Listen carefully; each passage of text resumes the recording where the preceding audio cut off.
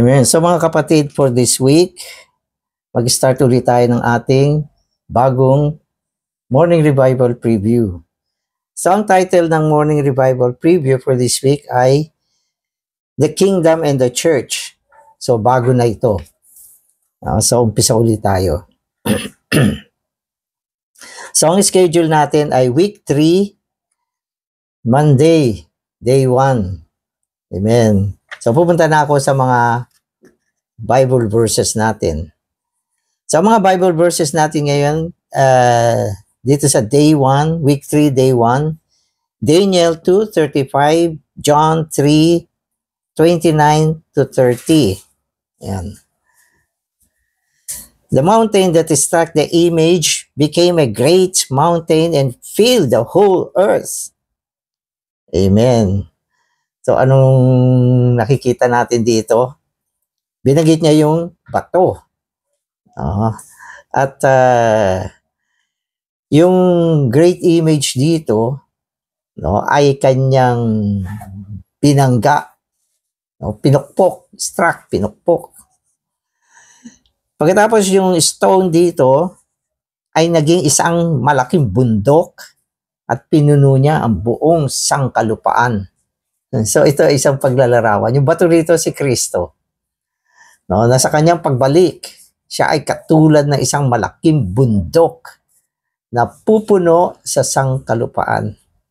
So, ano ba ito? Ito ay ang katuparan,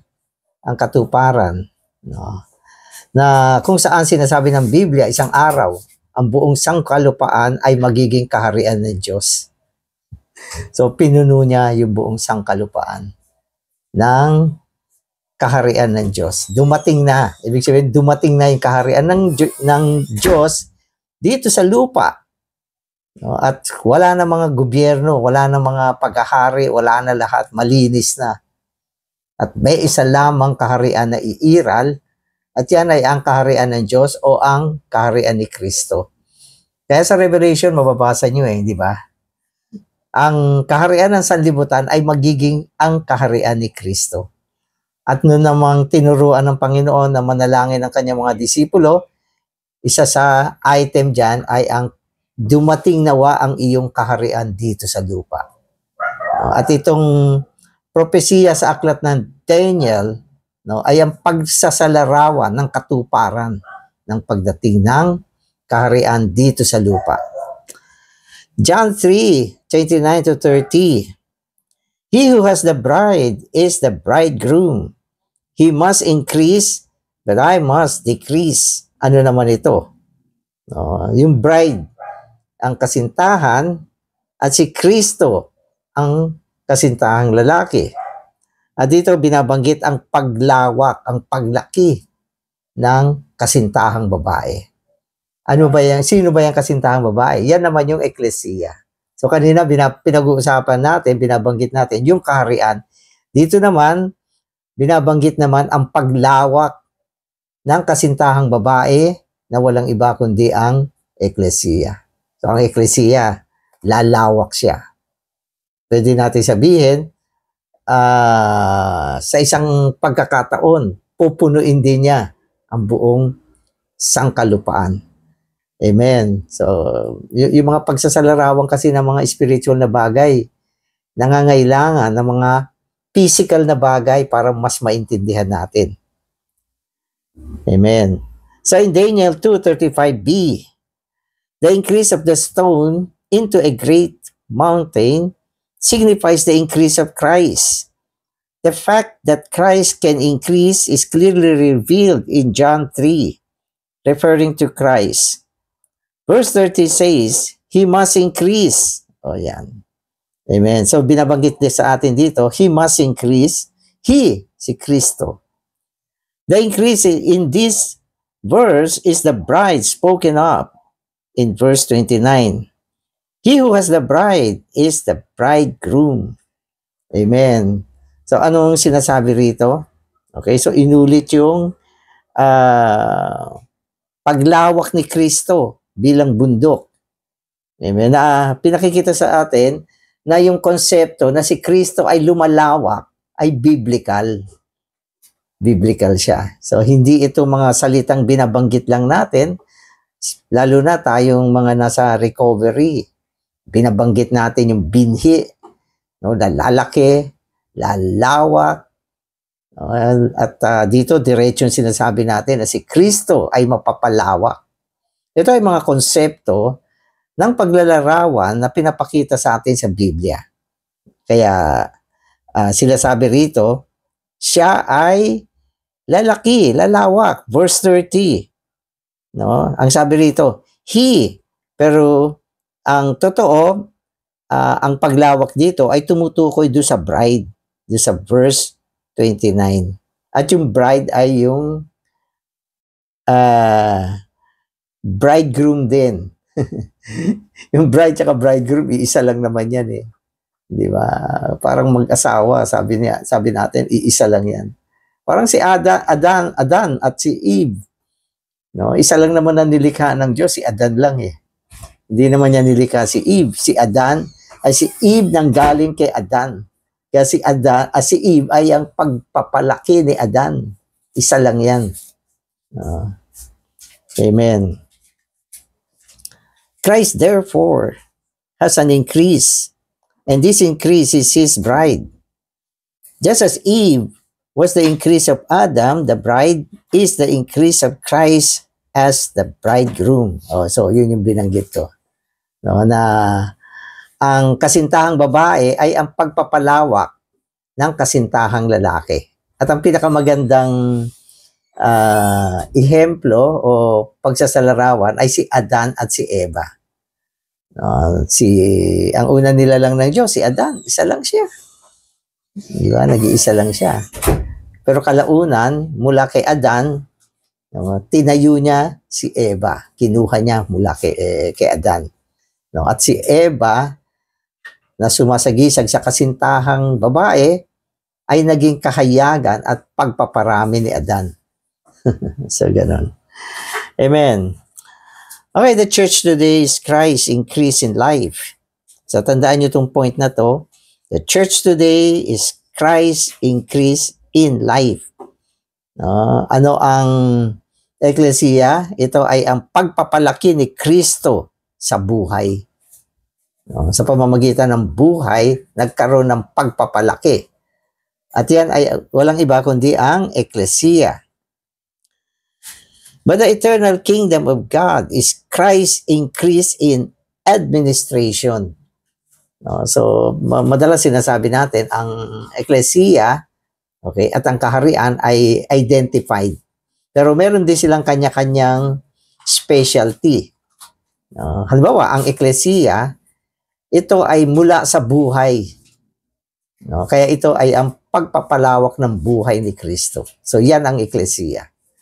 Ang kaharian naman ay ang pagpapalawak ni Kristo sa loob ng administration. Kasi kapamahalaan yan eh. Kapamahalaan yan. Merong ruling yan. Kaya yan ay isang administration. So, ang kaharian ay isang administration, isang pamamahala, isang pamumuno. Ang Ecclesia naman ay pagpapalawak ng buhay ni Kristo. Nanggaling siya sa buhay, at mula sa buhay, nagkaroon ng pagpapalawak si Kristo. So, meron siyang konting pagkakaiba sa definition, sa pagpapaliwanag, o sa kahulugan. Amen. Amen. Okay, so, in life, Christ increases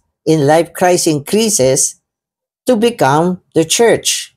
Okay, in life, Christ increases to become the church. So, ibig sabihin yung buhay ni Kristo ay nagkaroon ng paglawak, paglaki, okay, at naging ang Ecclesia. Okay, so yan yung sinasabi sa atin. Okay, in administration, Christ increases to become the eternal kingdom of God. So, parehong lumawak. Yung isa lumawak, naging Ecclesia, yun yung buhay. Okay? Yun namang kapamahalaan, lumawak din siya. Siya yung naging walang hanggang kaharian ng Diyos. Amen. Hence, Christ is not only the church, but also the kingdom of God. Both the church and the kingdom are His increase. So may dalawang aspect dito. Okay, si Kristo lang naman ang pinag-uusapan dito eh. Si Kristo. Si Kristo ay isa lang. Isa lang siya. No. Si Kristo, okay, sa kanyang dibinong buhay, no, ay napalawak at ito ay naging ang eklesiya. Diba? Siya ay naging eklesiya. Okay. Si Kristo naman, okay, sa kanyang kapamahalaan, kasi sinasabi natin, si Kristo ay merong pamamahala. No? Sa kanyang kapamahalaan, siya ay lumawak din. At siya ay naging ang kaharian. So, yun yung dalawang pagpapalawak. Pagpapalawak ng buhay, pagpapalawak ng administrasyon ng pamamahala. Kaya anong meron? Si Kristo at ang walang hanggang kaharian. No, at sa katulad ng propesiya dito, no, isang araw, no, pupunuin ni Kristo ng kanyang sarili ang buong sangkalupaan. No, so, may dalawang aspekto yan. No, yung isang aspekto, yun yung eklesiya. Yung isang aspekto naman, yun yung kaharian ng Diyos. Kaya nga sinasabi natin, si Kristo ang binhi ng kaharian na hinasik niya. No? At sa kanyang paghasik, itong binhing ito, lumago at lumawak. No? At pinuno niya ang buong sangkalupaan. Amen. Amen. The parable of the seeds in Mark 4:26 to 29 reveals how the kingdom of God is the increase of Christ. Verse 26 says, "So is the kingdom of God, as if a man casts seed on the earth. This seed is Christ, as the embodiment of the divine life. According to the parable, this seed sprouts, grows, bears fruit, matures, and brings forth a harvest." Amen. So ito yung kaharian. Sa pagsasalarawan ng binhi. No? So itong binhi na to ay naihasik. No? At siyempre, nung naihasik siya, ano nangyari? Siya ay umusbong. No? So pwede natin sabihin na siya yung binhi na dumaan sa proseso. No? Sa proseso ng kamatayan at pagkabuhay na muli. So ganyan naman yung mga binhi eh. Yung mga binhi, para sila mag-multiply, kailangan ibaon mo sila sa lupa at hayaan mo na umusbong, tumubo, lumago, at kalaunan, yan ay mapapalawak. So, ibig sabihin, ang bagay ng kaharian ng Diyos ay bagay ng buhay. Hindi siya organisasyon. Siyempre, mga organisasyon, ano rin yan, lumalawak din yan. Lumalaki, lumalawak. Sa pamamagitan ng mga recruitment, di ba? Sa pamamagitan ng mga networking. No? So, yan yung mga pagpapalawak ng mga organisasyon. No? Pinapalawak nila. Okay. Pero ang kaharian, hindi ganun ang pagpapalawak niya. Ang pagpapalawak niya ay ang pagpapalawak ng binhi ng kaharian na hinasik na walang iba kundi si Kristo. Isipin mo, nung dumating ang Panginoon, nung dumating siya rito, siya ay nag-iisa lang. 1 grain lang siya. Ganyan. Dumating siya dito sa lupa. Diba? At hinasik niya yung kanya sarili. No? Saan? Sa tao. Hinasik niya. At mula dyan, nagkaroon siya ng propagation. No? At itong binhing ito ay binhi ng kaharian na pinalawak sa pamamagitan ng paglago. No? Paglago. So, yun yung sinasabi ko na aspekto ng buhay. 1 From the time Christ came to sow himself into the soil of humanity, he has been growing and increasing. Eventually, this increase will become the great mountain and fills the whole earth to be the eternal kingdom of God. So yun yung interpretation ng Daniel 2:35 na yung bato, no, pinukpok niya yung dakilang imahen ni Nebuchadnezzar. Kasi yung dakilang imahen na yan, so dagdag ko lang, yan yung mga iba't ibang uri ng gobyerno sa lupa ngayon. Maraming klaseng gobyerno na iba't ibang uri. Mga iba-ibang mga kapamahalaan, mga pinamamahalaan ng tao, no? At karamihan, mga masasamang tao ang namamahala, kaya masasamang klaseng gobyerno ang naibunga. O, gano'n. So, pagdating ng Panginoon, wala na yan, wawasakin lahat yan. Hindi mo na makikita yan. No? At meron lang isang kapamahalaan na iiral. At yan ay walang iba, kundi ang kapamahalaan ni Kristo na siyang walang hanggang kaharian ng Diyos. Nakakita ka ba naman ng bundok na pupuno sa buong sangkalupaan? Ito kasi isang pagpapakita sa atin kung gaano ka great itong kingdom na dadali niya. Hindi siya ordinaryong kaharian. Nilalarawan siya ng isang bundok. No? Isipin mo, pag ang buong sangkalupaan ay isang malaking bundok, no, kakilakilabot, napakatindi, no, napakakaiba ng kapangyarihan ng darating na kaharian. Wala nang corruption dyan. At ito ay ang pagpapakita ng kaharian sa darating na panahon. At sinasabi ko nga, yan ay isang kahariang gantimpala sa mga mandaraig. Yan ang panahon na si Kristo ay maghahari kasama ng kanyang mga kasamang hari, no, sa loob ng 1,000 taon. Yan. Pag-overcomer tayo. Kasama tayo dyan. Anong posisyon mo? Hari. Kasamang hari. Kung kasamang hari, di hari. At maghahari ng 1,000 taon. Amen. Okay, so today's reading na ako.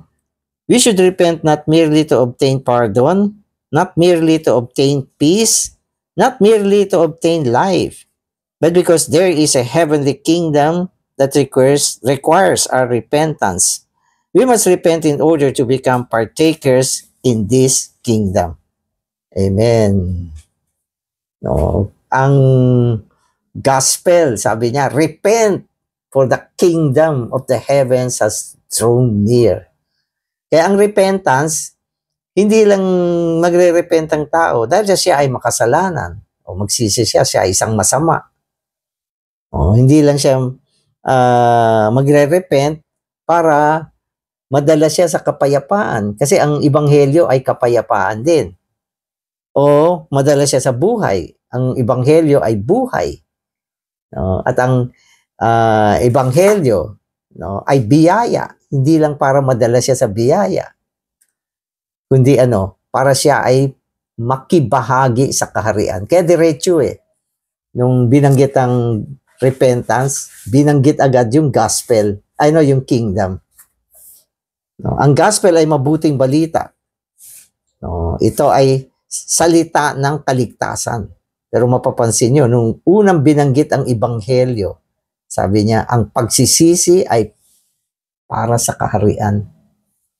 So, bakit tayo nagsisi? Para sa kaharian.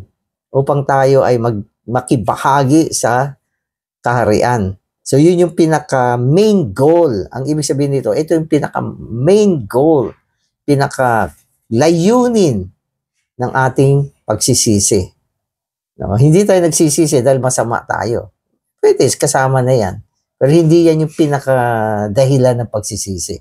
Ang tao ay magsisi, okay, para sa kaharian.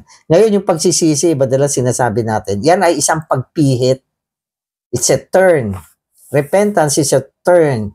No, turn to what? Turn to where? Turn to whom? Turn is to turn to God. No, ang repentance ay ang pagbaling ng kaisipan ng tao tungo sa Diyos. No, at ano ibig sabihin nito? Ito ay isang focus, pagtuon. No, focus. Kasi yung tao, kaya kailangan siya mag-repent. Kasi hindi siya nakatuon sa Diyos. Yung kanyang buhay nakatuon sa maraming bagay. Nakatuon sa sanlibutan. Madalas nakatuon siya sa mga maraming bagay na interesado siya. No, yung mga tao, iba-ibang klaseng tuon meron. Hindi ko naman sinasabi minsan masama. No, may mga bagay na mabuti rin. Kaya lang, hindi naman Diyos yan. Gaano mang kabuti yan. Kung hindi yan ay Diyos, kailangan mong pumihit, bumaling, tungo sa Diyos. At ito ay para sa kaharian. Amen.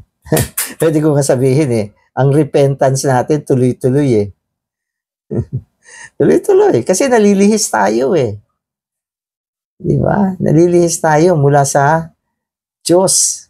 Kaya nangangailangan nating magsisi ng tuloy-tuloy. Tuwing nalihis ka, Lord Jesus, babaling ka uli sa Kanya. So, ganun yung buhay natin. Amen. Amen. It was not only John the Baptist who began this gospel, preaching with the words, "Repent, for the kingdom of the heavens has drawn near." These same words were also spoken by the Lord Jesus when he began his ministry. In the New Testament dispensation, when presenting the gospel to men, God presents the kingdom as its one transcendent object. Amen. So, dalawa yung nag-preach ng repentance. Una-una, si John the Baptist. Di ba? Nung si John the Baptist, umiral at pumasok sa kanyang ministeryo, siya yung una nag-preach. Sabi niya, mangagsisi kayo sapagkat ang kaharian ng mga kalangitan ay malapit na. So, sinabi yan ni John the Baptist. Nung dumating naman ng Panginoon at nagsimula siya sa kanyang ministeryo, inulit niya yung sinabi ni John the Baptist. Magsisi kayo sapagkat ang kaharian ng mga kalangitan ay malapit na. So, pareho. No? Na ang ibig sabihin, ang pinaka-goal ng pagsisisi, no, ang pinaka-nangingibabaw na bagay ng pagsisisi ay ang kaharian. No, kaya ganun kahalaga ang kaharian. Ganyan katindi ang kaharian. Yan ang nasa puso ng Panginoon. Yan ang nasa puso ng Diyos. Yan ang gustong isagawa ng Diyos. Madala ang kaharian, mapalawak, no? Kaya mga tao dinadala sa pagsisisi. Amen. How many have seen the purpose of the new birth? Our Lord said, unless one is born anew, he cannot see the kingdom of God. The purpose of the new birth is to enable us to enter the kingdom. If I am to live in the kingdom of God, I need to possess a life other than the life that I have by nature. I must be born again. I must receive the life of God. For unless I possess this life, I cannot live in His kingdom. Amen. Born again. So, ang tao ay dapat maisilang na muli. Dapat maging born again siya. Sabi ng Panginoon. Sabagat, sabi ng Panginoon, maliban na ang tao ay isilang muli, hindi siya makakapasok sa kaharian ng Diyos. No, yun lang ang daan. Kaya ang pagkasilang na muli ng isang tao, ang ibig sabihin niyan ay makatanggap ng dibinong buhay. Diba? Ang birth is life. Kapag may pinanganak, mayroong buhay na umiral. Kaya ang ibig sabihin ng isilang ay ang makatanggap ng buhay. Naisilang tayo ng Diyos, ay ng tao. First birth. Sabi ng Panginoon, isilang ka ulit. No, yung ulit na yon, ang isilang ka naman ng Diyos upang tanggapin mo ang dibinong buhay ng Diyos. At yung dibinong buhay ng Diyos na yan, yan ang magdadala sa atin sa kaharian ng Diyos. Amen. Kaya, naisilang ka na bang muli? Amen, brother. Asan ka na? Nasa kaharian ng Diyos. Pero sa ngayon, ang kaharian ng Diyos ay isang realm, no? Isang reality, isang kaharian na hindi pa nakikita. Ang meron ay ang realidad ng buhay. Pero isang araw, magkakaroon ng pagpapakita ang kaharian. Naku, ano na yan? Physical na yan. Talagang makikita mo na kung anong kaharian. Ngayon, pag sinabi mong, ay, nasa kaharian ako, sasabihin ng mga tao, asan? Asan yung kaharian? No, ang kaharian ay ang buhay na natanggap natin ngayon. Na nagdala sa atin sa realidad ng kaharian. Ito ay merong kasaklawan.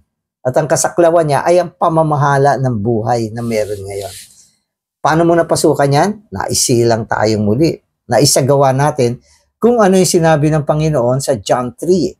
Maliban na ang tao ay maisilang na muli, hindi siya makakapasok sa kaharian ng Diyos. Diba?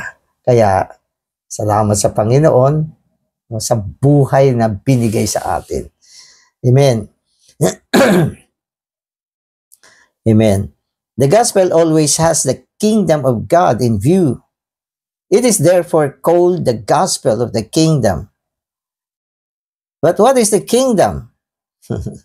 Tama naman, lahat ng pag pinipreach yung gospel, laging nababanggit yung yung kaharian. No, hindi nawawala yun. Kaya yung gospel, binanggit na gospel of the kingdom. No, gospel of the kingdom. Kasi, although yung gospel, marami siyang tinatouch. Sabi niya, gospel of grace, gospel of repentance, no, at gospel of peace. Mga ano siya, mga dagdag lang yun. Pero ang pinaka-main, pinaka-pangunahing bagay sa ebanghelyo ay ang kaharian. No, kaya tinawag siya na ebanghelyo ng kaharian. Hindi lang yan. No? Sabi ng Panginoon, kapag ang ebanghelyo ng kaharian ay naipalaganap na, okay, ang magkakaroon na ng katapusan, sabi niya. Okay, when the gospel of the kingdom is preached, okay, into the whole inhabited earth, the end shall come. Yun yung sinabi ng Panginoon. No, kaya yan yung pinaka goal ng gospel. Kaya gospel of the kingdom siya. Kaya itong mga huling kapanahunan, ang ebanghelyo ay nagiging ebanghelyo na ng kaharian. Nabibigyan na ng diin, okay, na ang ebanghelyo, okay, ay para sa kaharian at ang dali ng kaharian. No, kasi nung araw pag nag-preach ng gospel, mga kung ano mga sinasabi. Mananampalataya ka sa Panginoon. Pupunta ka sa langit. Hindi ka na pupunta sa impyerno. So yun yung mga kadalasang sinasabi. O manampalataya ka sa Panginoon, magiging sagana yung buhay mo. No, kung ano-ano. Pero ngayon, maliban na ang tao ay maisilang na muli, hindi siya makakapasok sa kaharian ng Diyos. Ano yan?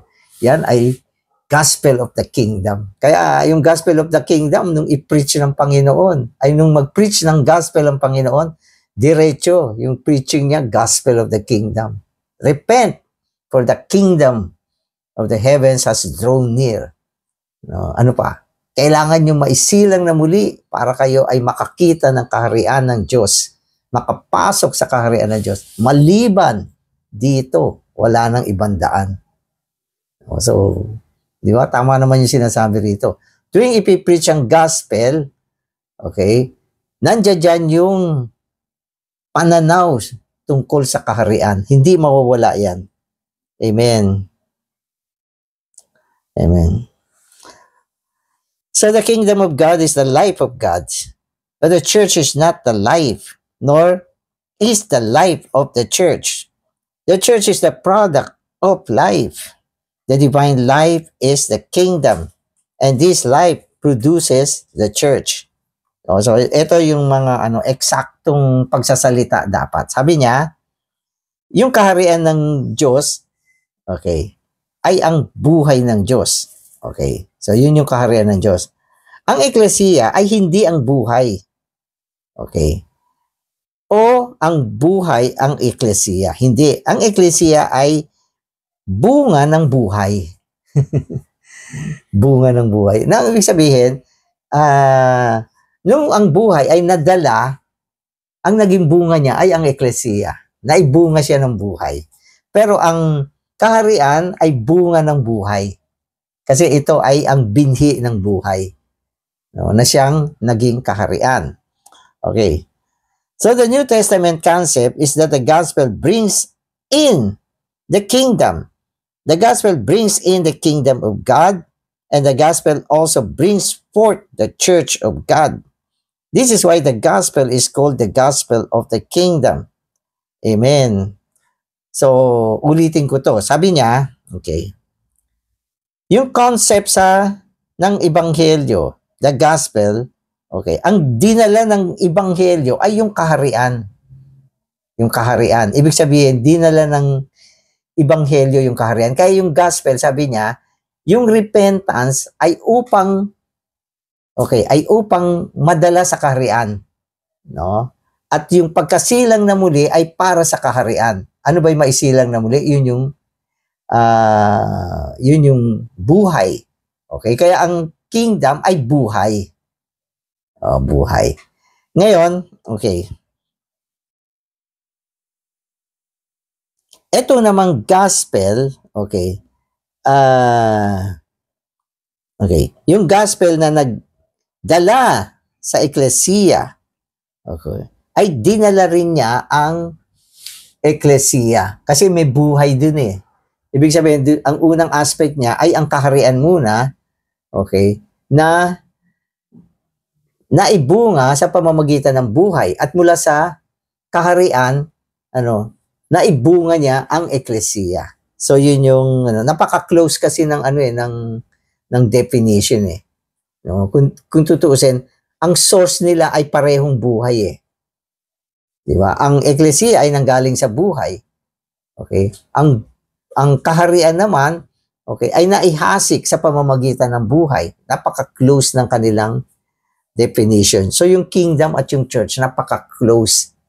No? Kaya lang ang explanation, merong distinction, merong pagkakaiba. No? So maganda yung umpisa na sinabi niya. Okay? Yung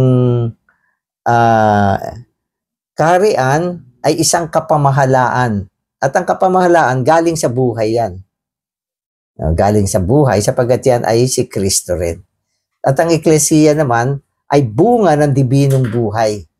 No? At ang dibinong buhay ay si Kristo rin. O isa lang ang pinagmulan, dalawang bagay meron.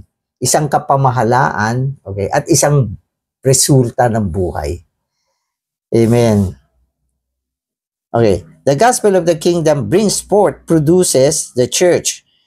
Because the kingdom is the life itself.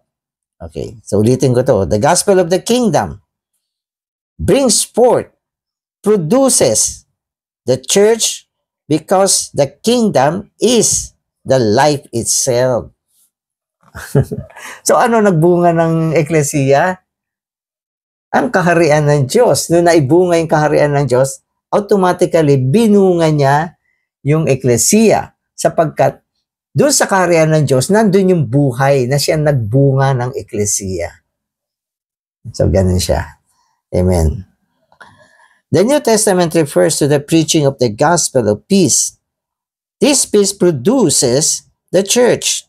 The Bible also tells us to preach forgiveness of sins and to preach the gospel of the kingdom.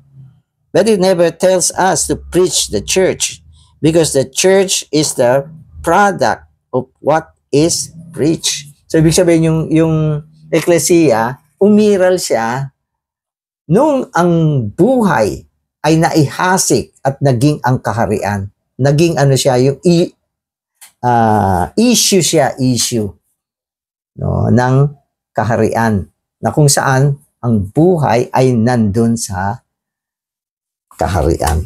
So kaya pag nagpi-preach tayo, hindi naman natin talaga pinipreach yung church eh. No, nag-preach ka ba na sinasabi mo?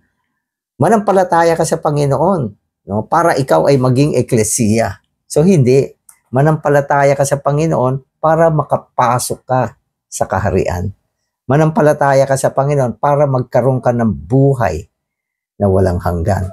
Manampalataya ka sa Panginoon para maisilang kang muli. At lahat itong mga preaching na ito ay sa pagbubunga ng kaharian ng Diyos. At kung naibunga ang kaharian ng Diyos, no, mula sa kaharian ng Diyos, ipuproduce niya ang eklesiya. So, ganyan. So, huwag kayong malito. Amen. Lord Jesus, salamat sa pagkasilang na muli kung saan tinanggap namin ang dibinong buhay pamamagitan ng pananampalataya. At ang dibinong buhay na ito nagdala sa amin tungo sa kaharian ng Diyos upang dito mapasailalim kami ng kapamahalaan ng Diyos.